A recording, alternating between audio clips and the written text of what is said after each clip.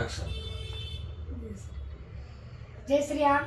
मैं आपका प्यारा माधव पांडे और आज का विषय है हमारे आर्यावर्त भारत और श्री राम। जैसा कि आप सबों को विदित है कि राम भक्तों के लंबे संघर्षों एवं अथक प्रयासों के उपरांत माननीय उच्चतम न्यायालय द्वारा राम जन्मभूमि के पक्ष में दिए गए निर्णय के बाद अयोध्या में भव्य राम मंदिर का निर्माण हो गया है, जिससे समस्त भारतवासी आह्लादित और गौरवान्वित महसूस कर रहे हैं।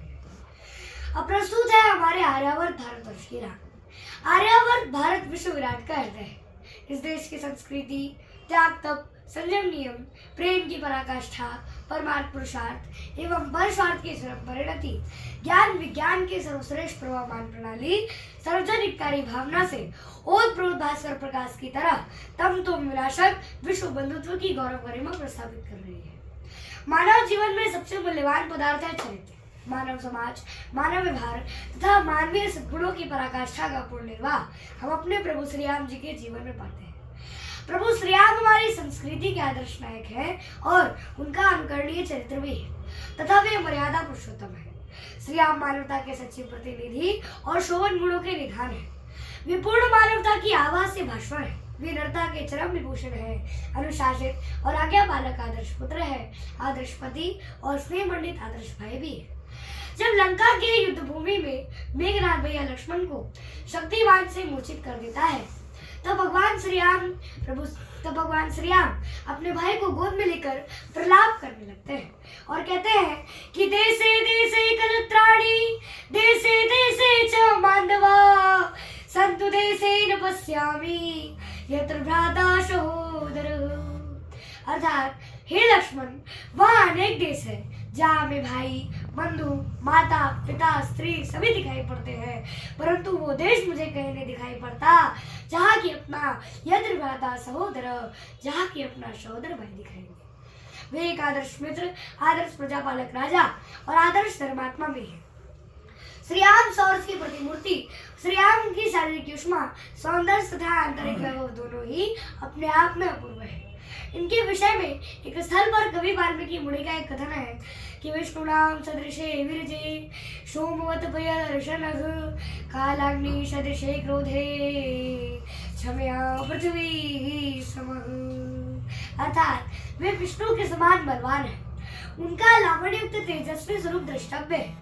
उनका दर्शन चंद्रमा के समान शीतल और प्रिय है। वे क्रोध में कालाग्नि के समान है और वे पृथ्वी के समान क्षमाशील और क्षमावान भी। महाकवि जयदेव ने अपने प्रसन्न राघव नाटक में श्री राम जी के प्रति यह प्रश्न उठाया है कि कथम पुनरपि कवयः सर्वे रामचंद्रमेव वर्णयन्ति।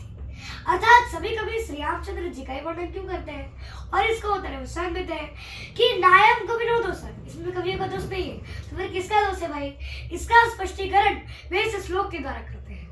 श्रुक्ति नाम पात्रम रघुकुल तिलक में कम कल्पताम, कवि नाम को दोष शतो गुणगणाणाम गुणा। अर्थात दोष उन कवियों का नहीं है, बल्कि दोष उनके गुण समूह का है, जो कि बरबस करके अपनी ओर आकृष्ट करके वर्णन करने हेतु बातें कर देते हैं। रामचरितमानस और रामायण और रामचरितमानस की ही तरह काव्य की समस्त गुणों का पूंजीभूत होता है। रामाख्यान की अमृतवाणी में सौंदर्य सृष्टिभूत का चरमोत्कर्ष के साथ मानवीय काव्य कला का अवतार में निहित है। समस्त संस्कृति के उत्पादन, तत्व ज्ञान, प्रेम साधना एवं सौंदर्य का अद्भुत समन्वयात्मक रूप हमारे प्रभु श्री राम जी के जीवन में समाविष्ट है। श्री राम का चरित्र, जो कि अपनी शीतल छाया से काव्य रसिकों, भक्तों और आध्यात्म प्रेमियों को आश्रय देता हुआ आज तक अपना मस्तक ऊंचा किए हुए खड़ा है।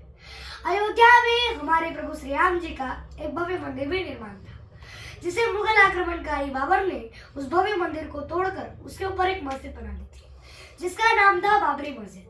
राष्ट्रीय स्वयंसेवक संघ और भारतीय जनता पार्टी की अगुवाई में इस संस्थान को मुक्त करने एवं वहां एक नया मंदिर निर्मित करने के लिए एक लंबा आंदोलन चला। 6 दिसंबर 1992 ईस्वी को यह विवादित ढांचा गिरा दिया गया। उस ढांचे को गिराने में हमारे अनगिनत हिंदू भाई शहीद हो गए थे, और आज जब हमारे प्रभु श्री राम जी का भव्य मंदिर का निर्माण हो गया है, तब उन शहीदों की आत्मा को अवश्य शांति मिली होगी। अब यहाँ देखिए कि हमारे प्रभु श्री राम जी का चरित्र कितना पवित्र है। हमारे प्रभु श्री राम जी का चरित्र तो इतना पवित्र और निर्मल चरित्र है कि औरों की तो बात जाने ही दीजिए, अब यहाँ रावण की दुर्दशा देख लीजिए। रावण गया कुंभकर्ण के पास, तो कुंभकर्ण ने पूछा कि क्या बात है लंकापति, बड़े उदास दिखाई दे रहे हो, तुम चिंतित आज दशानन क्यों? रावण बोला, हर लिए हमने मिथिलेश कुमारी, हमने श्री सीता जी का हरण कर लिया है। कुंभकर्ण बोला, अधिकार किया तुमने उन पर? रावण बोला, लगती ही नहीं वो और हमारी, वह मेरी ओर देखती तक नहीं है, वह मेरी ओर ताकती तक नहीं है।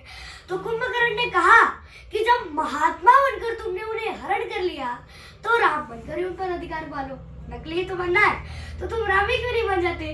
तो रावण बोला कि बड़ी कठिनाई है, तो रावण बोला कि बड़ी कठिनाई है, इसमें है हमको भैरव भारी, और जब राघव रूप लगा बनने तब मातु समाने लगी सब नारी। अर्थात जब मैं श्री राम जी का चिंतन करने लगा तब मेरे मन से वासना ही चली गई। ऐसा पवित्र चरित्र है हमारे प्रभु श्री राम का। वर्णौ रघुवर विमल जसु, ऐसा पवित्र चंद्र। अब यह देखिए कि चंद्रमा कितना भी सुंदर क्यों न हो पर फिर भी उसमें कलंक है, वो घटता बढ़ता रहता है। पर हमारे रामचंद्र में ऐसा चंद्र है जो कि निष्कलंक है, और पवित्र चरित्र का वर्णन तो पवित्र मन से ही किया जा सकता है।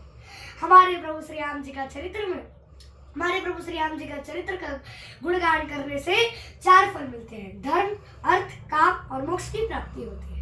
अतः जब कोई बात करता है तो वो दिमाग से करता है, और जब कोई गीत गाता है तो वो हृदय से गाता है, दिल से गाता है।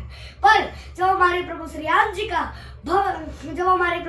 जी का चरित्र का वर्णन होता है तब भगवान हमारे